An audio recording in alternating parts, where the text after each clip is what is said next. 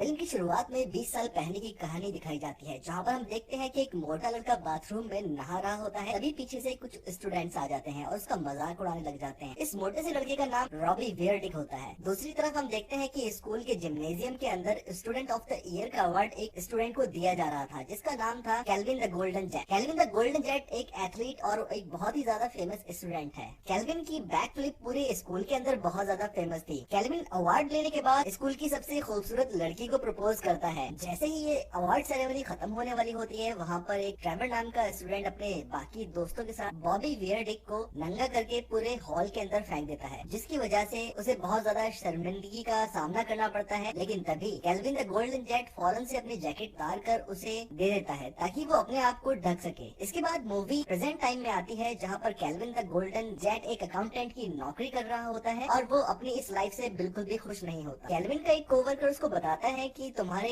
Junior को promotion मिल गया है, अब वो तुम्हारा बॉस बन गया है, जिसकी वजह से वो और भी ज्यादा दुखी हो जाता है। मूवी के नेक्स्ट सीन के अंदर केल्विन अपनी वाइफ के साथ लंच कर रहा होता है कि वो देखता है कि उसका वही जूनियर अपनी प्रमोशन की खुशी के अंदर उसी रेस्टोरेंट के अंदर पार्टी दे रहा होता है, जिसको देखकर वो बहुत ज्यादा सैड हो जाता है। वो अपनी वाइफ से बताता है कि मैं अपनी लाइफ से बहुत ज्यादा सैड हूँ, क्योंकि मैंने 20 साल पहले अवार्ड सेरेमनी के अंदर सबके सामने वादा किया था कि मैं सबसे ज्यादा सक्सेसफुल और एक कामयाब इंसान होकर के दिखाऊंगा, लेकिन मैं ऐसा बिल्कुल भी नहीं हूँ। मेरी लाइफ पूरी तरह से बदल चुकी है। तभी उसकी वाइफ मैगी उसे बताती है कि नेक्स्ट डे उनके स्कूल की रियूनियन है, तुम्हें भी साथ में आना चाहिए। लेकिन केल्विन वहाँ पर जाने से मना कर देता है। वो कहता है कि मैं कामयाब नहीं हो पाया, इसकी वजह से मुझे बहुत ज्यादा शर्म आती है और मैं वहाँ पर नहीं जा सकता। नेक्स्ट सीन के अंदर दिखाते हैं कि केल्विन अपने ऑफिस के अंदर काम कर रहा होता है। तभी उसे स्कूल रियूनियन के लिए इन्वाइट आता है और वो देखता है कि ये इन्वाइट किसी और ने नहीं बल्कि रॉबी वियर्डिक ने सेंड किया था, जिसने अब अपना नाम बदलकर बॉब स्टोन रख लिया है। वो इसके ऊपर बिल्कुल भी यकीन नहीं कर पाता, लेकिन बॉब स्टोन उसे एक रेस्टोरेंट में बुलाने के लिए मजबूर कर देता है। दोनों की रेस्टोरेंट के अंदर मुलाकात होती है और बॉबी स्टोन को देखने के बाद केल्विन जरा भी यकीन नहीं कर पाता कि ये वही मोटा और भद्दा सा लड़का है जिसको पूरे स्कूल के सामने कुछ लोगों ने नंगा कर दिया था। अब वो बहुत ही ज्यादा स्मार्ट और बॉडी बिल्डर दिख रहा था। बॉब स्टोन की खुशी उसके चेहरे से बिल्कुल अलग ही दिखाई दे रही थी। तभी केल्विन बॉब से पूछता है कि तुम क्या करते हो। बॉब बताता है कि मैं एक गवर्नमेंट के लिए काम करता हूँ और मैं एक कॉन्ट्रैक्टर के तौर पे काम करता हूँ। फिर बॉब केल्विन से भी यही सवाल करता है और केल्विन बताता है कि मैं एक कंपनी के अंदर अकाउंटेंट हूँ और मैं बिल्कुल भी प्रोग्रेस नहीं कर पाया, जिसकी वजह से मैं बहुत ज्यादा उदास हूँ। तभी हम देखते हैं कि वहाँ से बॉब कुछ ड्रिंक्स लेने के लिए जाता है और तभी वहाँ पर एक आदमी आता है जो बॉब की कुर्सी लेकर जा रहा होता है। केल्विन उसे वहीं पर रोक लेता है। ये देखने के बाद वो बॉडी बिल्डर केल्विन से बहुत ज्यादा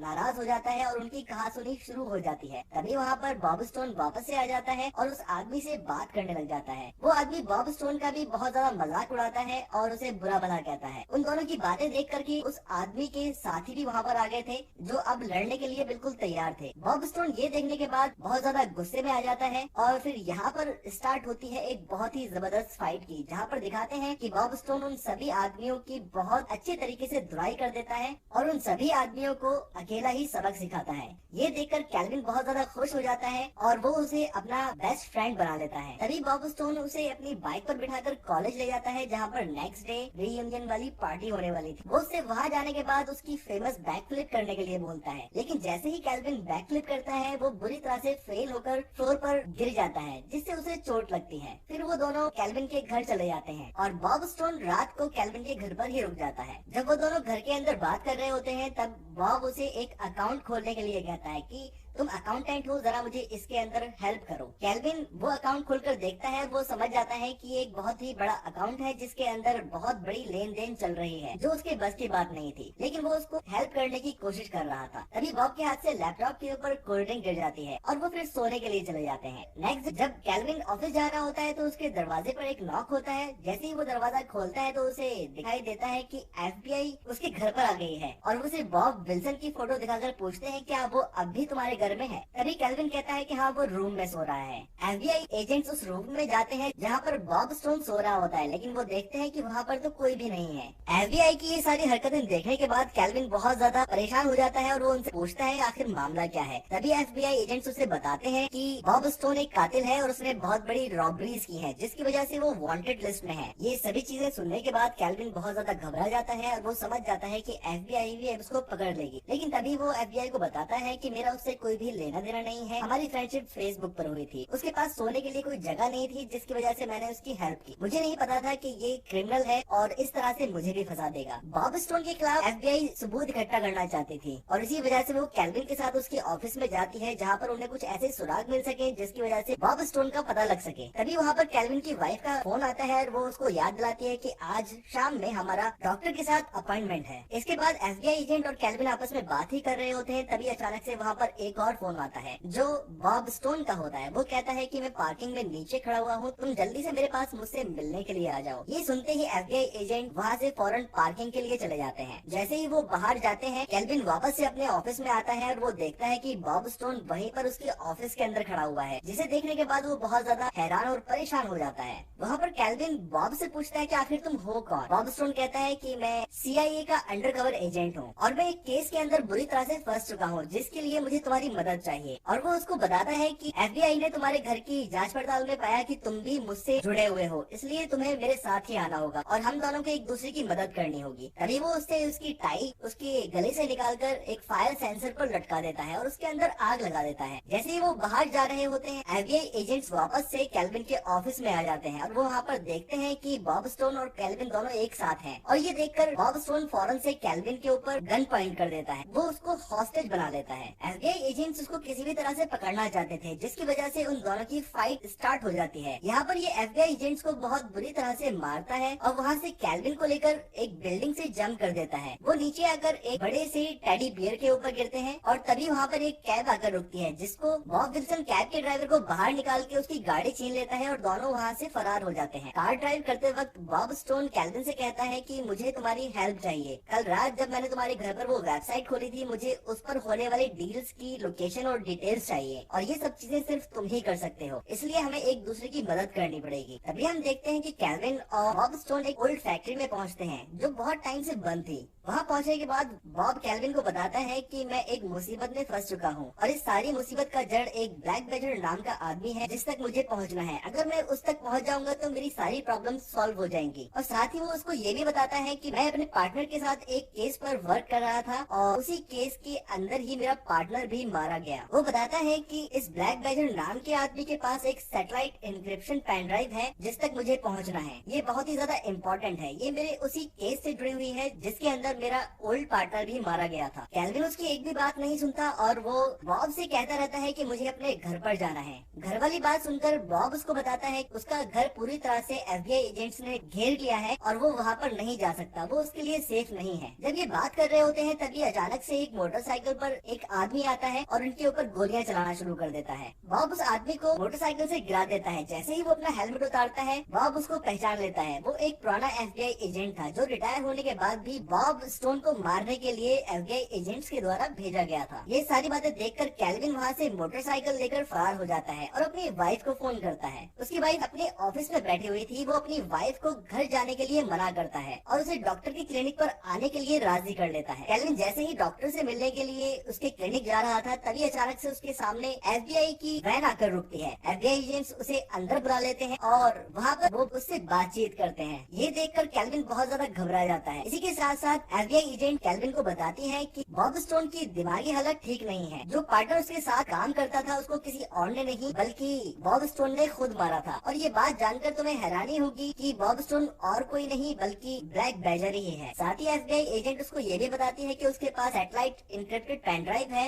जो उसे चाहिए। FBI एजेंट कैल्विन को उनकी हेल्प करने के लिए एग्री कर लेते हैं और उसे एक डिवाइस देते हैं और कहते हैं कि अगर तुम जब भी बॉब स्टोन से मिलोगे, इसको प्रेस कर देना, हमें तुम्हारी लोकेशन पता लग जाएगी और हम उसको बड़ी आसानी से पकड़ सकते हैं। दूसरे सीन के अंदर दिखाते हैं कैल्विन की वाइफ डॉक्टर के साथ बैठी हुई बात कर रही थी। वो डॉक्टर और कोई नहीं बल्कि बॉब स्टोन था। तभी अचानक से वहाँ पर कैल्विन भी आ जाता है और डॉक्टर के रूप में बॉब को देखकर बहुत ज्यादा हैरान हो जाता है। कुछ देर बाद बॉब कैल्विन की वाइफ को बाहर भेज देता है और उससे बात करने लग जाता है और वो उससे कहता है कि मुझे मालूम है कि FBI ने तुम्हें एक डिवाइस दिया है जिसकी हेल्प से मेरी लोकेशन पता लग जाएगी। बॉब कैल्विन को अपनी बातों पर फिर से यकीन दिला देता है और वो कहता है कि मैं वो आदमी नहीं हूँ जिसकी FBI को तलाश है। तुम अगर मेरी हेल्प करोगे तो मैं इन सभी चीजों से बच सकता हूँ। तभी कैल्विन उससे पूछता है कि क्या तुम्हारे पास कोई सैटेलाइट कोड्स हैं जो FBI को चाहिए। बॉब उसको मना कर देता है और बताता है कि ब्लैक बैजर नाम के आदमी के पास ही वो कोड्स हैं जो FBI को चाहिए और वो बहुत ही ज्यादा इम्पोर्टेंट है। अगर तुम मेरी उस अकाउंट को ट्रैक करने में हेल्प करते हो तो मैं ब्लैक बैजर तक पहुंच सकता हूं और मैं अपने ऊपर लगे हुए इल्जामों से बच सकता हूं। कैल्विन उसकी हेल्प करने के लिए रेडी हो जाता है और उससे एक अकाउंट स्पेशलिस्ट के पास लेकर जाता है। जैसे ही बॉब अकाउंट स्पेशलिस्ट के पास पहुंचता है वो देखकर हैरान हो जाता है कि वो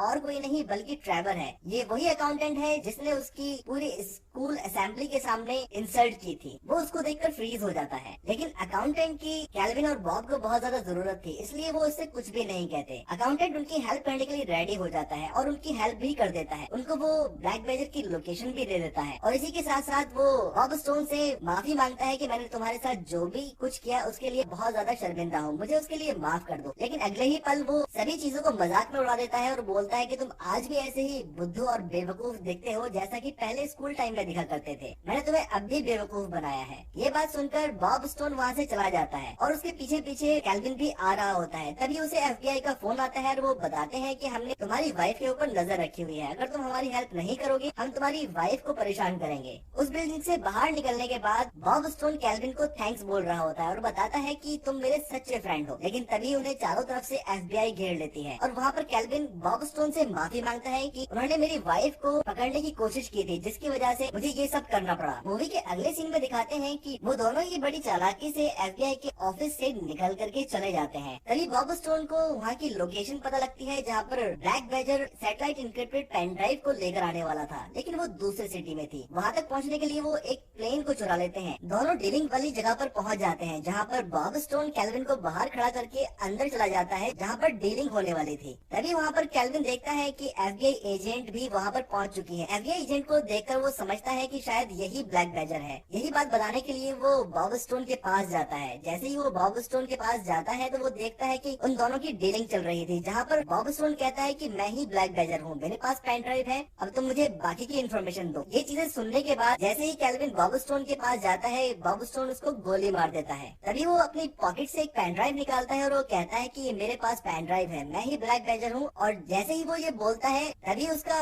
ओल्ड पार्टनर जो मर चुका था उसके सामने आ जाता है। ये देखकर बॉबी बहुत ज्यादा हैरान हो जाता है और उसका पार्टनर बायर से कहता है कि मैं ही ब्लैक बैजर हूँ और ये नकली ब्लैक बैजर है, ये CIA के लिए काम करता है और इसके बाद जो पेन ड्राइव है वो नकली है। वो दोनों ही अपने आप को ब्लैक बैजर साबित करने के लिए लगे हुए थे। तभी वहाँ पर FBI एजेंट्स आ जाते हैं और ये देख कर के आपस के अंदर गन फाइट स्टार्ट हो जाती है। दोनों के हाथ से पेन ड्राइव गिर जाती है। जब वहाँ पर गन फाइट चल रही होती है तो कैल्विन वहाँ से मौका देखकर पेन ड्राइव लेकर भाग रहा होता है। बायर कैल्विन को पेन ड्राइव उठाते हुए देख लेता है। जैसे ही कैल्विन भाग रहा होता है वो उसके पीछे कार लेकर के चला जाता है। वो उसको जैसे ही मारने वाला होता है तभी अचानक से बॉबी स्टोन एक कार से उसकी कार को टक्कर मार देता है जिसकी वजह से कैल्विन की जान बच जाती है। कैल्विन बॉब स्टोन को ब्लैक बैजर समझ रहा होता है, वो उससे भाग रहा होता है। वो भागते हुए एक ब्रिज पर पहुंचता है और वो किसी को फोन करने वाला ही होता है तभी उसके सामने और उसके पीछे से बॉब स्टोन और उसका ओल्ड पार्टनर आ जाता है। कैल्विन दोनों को समझाने की कोशिश ही कर रहा होता है तभी अचानक से उन दोनों के अंदर फायरिंग शुरू हो जाती है। दोनों जब फाइट कर रहे होते हैं तभी अचानक से कैल्विन के हाथ में गन आ जाती है और वो कंफ्यूज हो जाता है कि कौन असली ब्लैक बैजर है और कौन नकली ब्लैक बैजर है। तभी वो कंफ्यूजन के अंदर आंखें बंद करके शूट कर देता है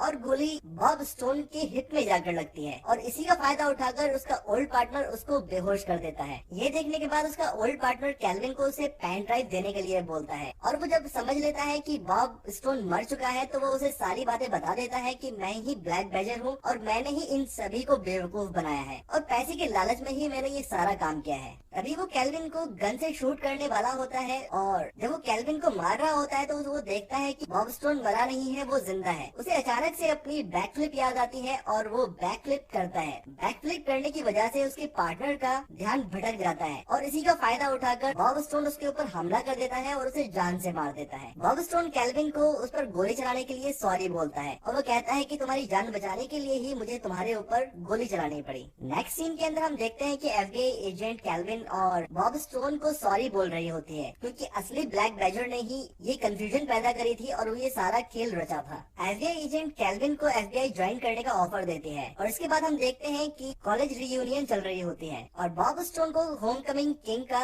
अवार्ड दिया जा रहा होता है। तभी वहाँ पर वो अकाउंटेंट ट्रेवर आ जाता है और ये वही शख्स होता है जिसने बॉब स्टोन को सबके सामने नंगा करके इंसल्ट किया था। वो बॉब स्टोन को फिर से इंसल्ट करना चाह रहा था, लेकिन तभी बॉब स्टोन को गुस्सा आ जाता है और उसे जोर से पंच मारकर बेहोश कर देता है। बॉब स्टोन फिर स्टेज पर जाता है जहाँ पर वो अपनी होम कमिंग किंग की स्पीच देने वाला होता है और वो सबके सामने अपनी ट्रांसफॉर्मेशन की कहानी सुनाता है और अपने सारे कपड़े उतार कर अपनी बॉडी दिखाता है। तभी वहाँ पर उसकी एक फ्रेंड आ जाती है जिसे वो अपने स्कूल टाइम से लाइक करता था। वो उसको वहाँ पर प्रपोज करता है। फिर हम मूवी के लास्ट सीन में देखते हैं कि बॉब स्टोन कैल्विन के घर के सामने खड़ा हुआ है। वो कैल्विन को वेलकम करने आया था क्योंकि कैल्विन का आज FBI का इंटरव्यू था और वो वहाँ पर उसको वही जैकेट गिफ्ट करता है जो कैल्विन ने उसको अपनी बॉडी छुपाने के लिए 20 साल पहले दी थी। वो ये देखकर बहुत ज्यादा खुश हो जाता है और मूवी यहीं पर एंड हो जाती है। अगर आपको वीडियो पसंद आए तो सब्सक्राइब करके हमारा समर्थन करें।